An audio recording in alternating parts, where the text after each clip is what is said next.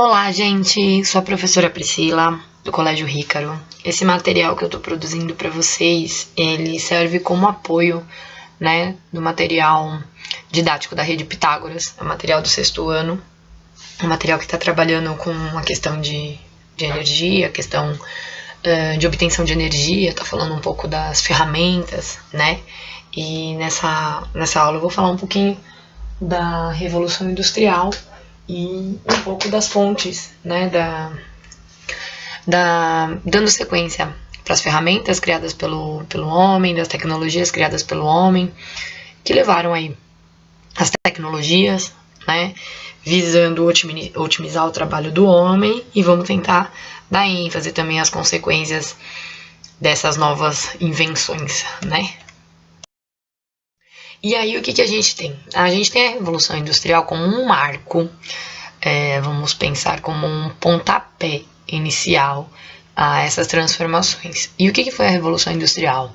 Ela foi uma revolução, né, lá entre os séculos XVIII, lá principalmente na Inglaterra, e o objetivo da Revolução Industrial, na verdade, era poupar o trabalho do homem, então o trabalho mais braçal, o trabalho artesanal, e esse trabalho foi sendo substituído pelas máquinas. E a Revolução Industrial, ela teve como consequência o surgimento dessas máquinas. E aí a gente vai tentar entender um pouquinho dessas máquinas que surgiram e como foram, né, criadas o mecanismo dessas máquinas que vieram para tentar substituir o trabalho, né, mais artesanal do homem. E aí que também levou, né, a novas fontes de energia. E essa revolução, ela acabou resultando como uma migração muito grande da população do campo para as cidades, onde começaram a se concentrar aí as indústrias, né? O surgimento das indústrias, então transportes, e a população acabou migrando para essas áreas onde estava concentrada esse maior fluxo de trabalho agora. Desculpa. Um exemplo que a gente pode citar foi, por exemplo, na criação de materiais. O machado é um exemplo, né? Que é quando você acabava de manusear alguns minérios, por exemplo, o ferro, alguns metal, e você submetia ele, você faz isso ainda, né? Submete ele a temperaturas extremamente elevadas, você molda isso de alguma forma e você produz um artefato novo, né? E essa técnica é a técnica da fundição. Eu dei o exemplo do machado, mas foram diversos outros materiais que acabaram sendo criados dessa forma, né? Então também é um advento aí da Revolução Industrial, a criação desses tipos de materiais por conta desse processo de fundição de materiais. Máquinas a vapor, processo importantíssimo, porque a máquina a vapor, ela era algo para gerar movimento. E como é que era feito isso? Queimava alguns tipos de combustíveis, né? Por exemplo, vocês podem ver aí nessas imagens. E esses combustíveis, poderia ser lenha, carvão, gerava o vapor, e esse vapor impulsionava um movimento, né? O que a gente precisa saber de uma maneira bem simples é isso. Só que vocês imaginam, a gente está falando de uma época que até então não existia nada disso. Então, quanto que isso teve de utilidade aí para o homem, né? O tanto de quanto isso teve de utilidade para a nossa espécie em diversos setores industriais, né? Diversas utilidades o homem teve com isso. Só que, além das máquinas a vapor, o que acontece? A utilização dos combustíveis começou a se tornar constante. E a gente precisa entender o que são esses combustíveis. Esses combustíveis que a gente tanto escuta falar, principalmente esses combustíveis fósseis, são esses combustíveis que têm origem principalmente lá no fundo oceânico, né? Que aí a gente pega milhões e milhões de anos atrás, muitos mesmo, né? Depósito de algas, aquelas algas que fizeram fotossíntese, que foram morrendo, se sedimentando uma em cima da outra. Lembrando que elas têm reserva de glicose por conta da fotossíntese que foi feita. Nada mais é do que uma energia muito grande, né? E ela acaba produzindo esse líquido viscoso, esse líquido negro, que é o petróleo. E esse petróleo, por conta dessa quantidade de carbono que ele tem, ele pode ter pontos de ebulição diferentes, né? Que pode levar a um processo de destilação que eu vou falar daqui a pouco. E esse material pode ser utilizado para gerar energia. São os tais dos combustíveis fósseis. Vamos pensar o seguinte, gente, qual é o problema disso? Na verdade, imagina aquilo que estava numa reserva, né? Então esse combustível ele foi tirado de algum momento do meio ambiente e agora a gente pega isso, queima e joga de novo para o meio ambiente. Então a gente está aumentando a quantidade desse gás carbônico presente no ambiente. E aí isso resulta no efeito estufa. O que é o efeito estufa? O efeito estufa é um efeito que existe no nosso planeta, mantendo a nossa temperatura constante.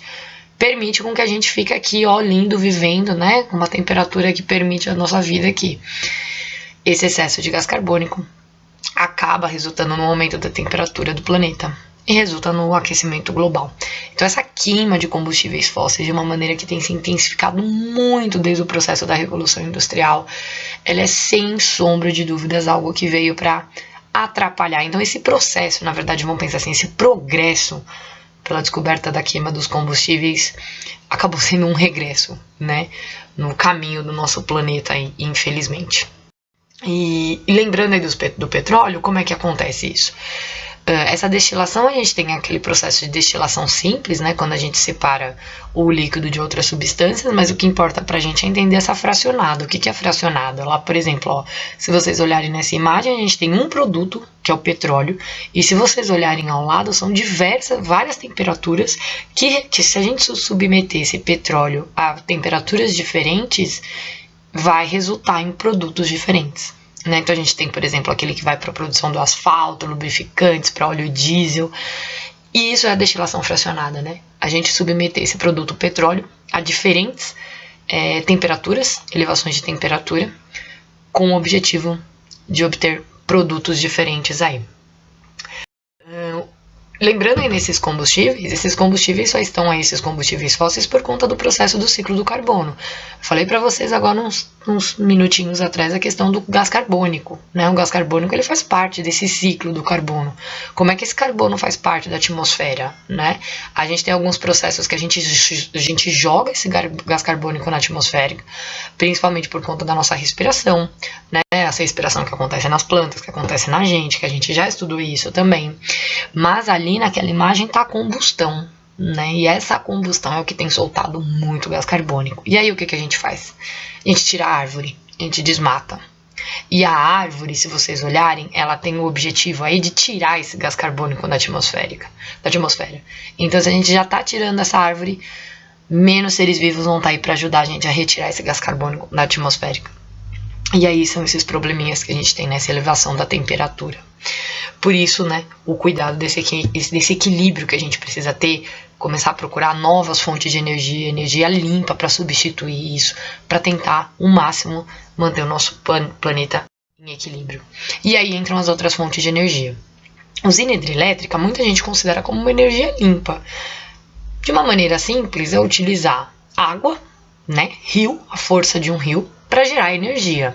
Ok, é uma energia limpa, é uma energia mais barata, não polui, porém, gente, a produção, né, a criação de uma energia hidrelétrica é algo muito devastador para o ambiente, né? As populações ribeirinhas têm que ser retiradas, então são regiões que são alagadas para construções dessas usinas, então é algo que ambientalmente também leva um impacto grande, um impacto significativo aí no ambiente.